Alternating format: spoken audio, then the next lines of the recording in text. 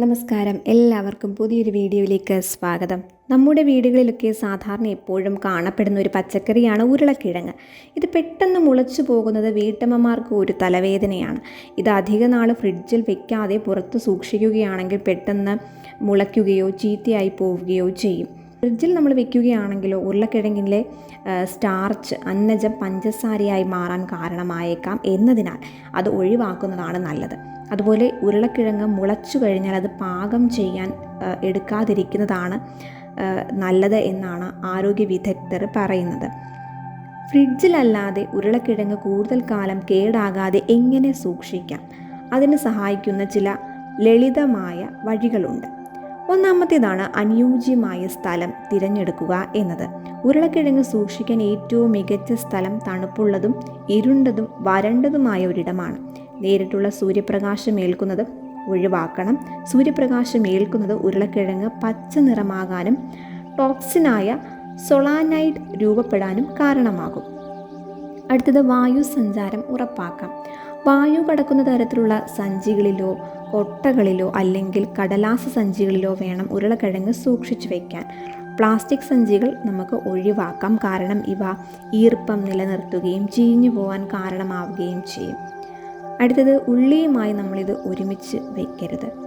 മിക്ക വീടുകളിലും നമ്മൾ കണ്ടിട്ടുള്ള നമ്മുടെ വീട്ടുകളിലും നമ്മൾ ചെയ്യുന്നൊരു പ്രധാന തെറ്റാണ് ഉള്ളിയുമായി നമ്മൾ ഈ ഉരുളക്കിഴങ്ങ് ഇട്ട് വയ്ക്കുന്നത്. അത് അങ്ങനെ ചെയ്യരുത്. ഉള്ളി, വാഴപ്പഴം പോലുള്ള എഥിലീൻ ഗ്യാസ് പുറത്തുവിടുന്ന പച്ചക്കറികളുടെയോ പഴങ്ങളുടെയോ കൂടെ ഉരുളക്കിഴങ്ങ് സൂക്ഷിക്കുന്നത് അവ പെട്ടെന്ന് മുളയ്ക്കാൻ കാരണമാകും. അതിനാൽ ഉരുളക്കിഴങ്ങും ഉള്ളിയും അടുത്ത് വയ്ക്കാതിരിക്കാൻ ശ്രദ്ധിക്കുക. ആപ്പിൾ നമുക്ക് ഉപയോഗിക്കാം. ഉരുളക്കിഴങ്ങിനൊപ്പം 1-2 ആപ്പിൾ വയ്ക്കുന്നത് മുള വരുന്നത് തടയാൻ സഹായിക്കുമെന്നും പഠനങ്ങൾ പറയുന്നു. അടുത്തത് പരിശോധനയും നീക്കം ചെയ്യലും. ഇടയ്ക്കിടെ ഉരുളക്കിഴങ്ങ് പരിശോധിച്ച് മുള വന്നതോ അതുപോലെ മൃദുലമായതോ കേടായതോ ആയവ ഉണ്ടെങ്കിൽ അത് ഉടൻ തന്നെ നമുക്കതിൽ നിന്ന് മാറ്റണം. അല്ലെങ്കിൽ അത് മറ്റ് കിഴങ്ങുകളിലേക്കും പകരുകയും മൊത്തത്തിൽ ഇത് കേടായി പോവുകയും ചെയ്യും.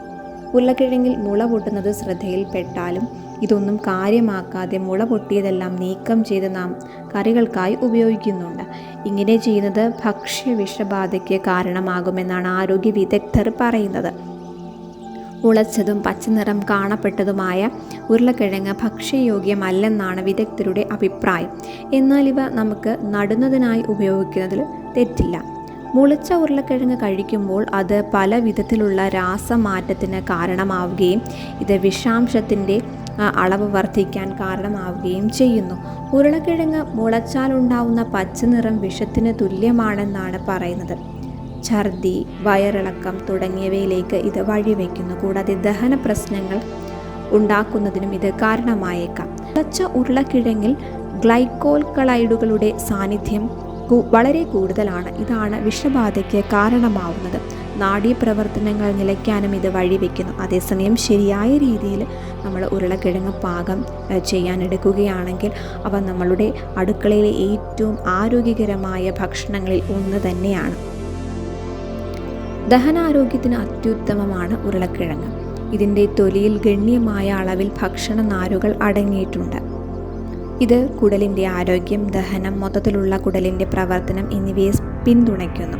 അതുപോലെ ഹൃദയാരോഗ്യം. ഉരുളക്കിഴങ്ങിലെ ഉയർന്ന പൊട്ടാസ്യം അളവ് രക്തസമ്മർദ്ദം നിയന്ത്രിക്കാനും സോഡിയത്തിൻ്റെ അളവ് സന്തുലിതമാക്കാനും ഹൃദയത്തിൻ്റെയും പേശികളുടെയും സാധാരണ പ്രവർത്തനത്തെ പിന്തുണയ്ക്കാനും സഹായിക്കുന്നതിലൂടെ ഹൃദയാരോഗ്യത്തെ പിന്തുണയ്ക്കുന്നു. ശക്തമായ ആൻറ്റി ഓക്സിഡൻ്റ് ഗുണങ്ങളും ഇവയിലുണ്ട്.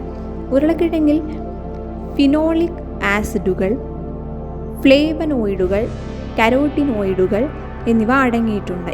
അവ ആൻറ്റി ഓക്സിഡൻറ്റ് പ്രവർത്തനം പ്രകടിപ്പിക്കുന്നു. സംയുക്തങ്ങൾ ഓക്സിഡേറ്റീവ് സമ്മർദ്ദം കുറയ്ക്കാൻ സഹായിക്കുന്നു. അടുത്തത് കൊഴുപ്പ് കുറവാണ്. പക്ഷേ ഉയർന്ന നിലവാരമുള്ള കാർബോഹൈഡ്രേറ്റ് ഉരുളക്കിഴങ്ങിൽ കൊഴുപ്പ് വളരെ കുറവാണ്. കൂടാതെ ഇവയുടെ കാർബോഹൈഡ്രേറ്റിന് ഉയർന്ന ബയോളജിക്കൽ മൂല്യമുണ്ട്. ഇത് ഉരുളക്കിഴങ്ങിനെ പോഷക സമ്പുഷ്ടവും ഉയർന്ന മൂല്യമുള്ളതുമായ കാർബോഹൈഡ്രേറ്റ് ഉറവിടമാക്കുന്നു.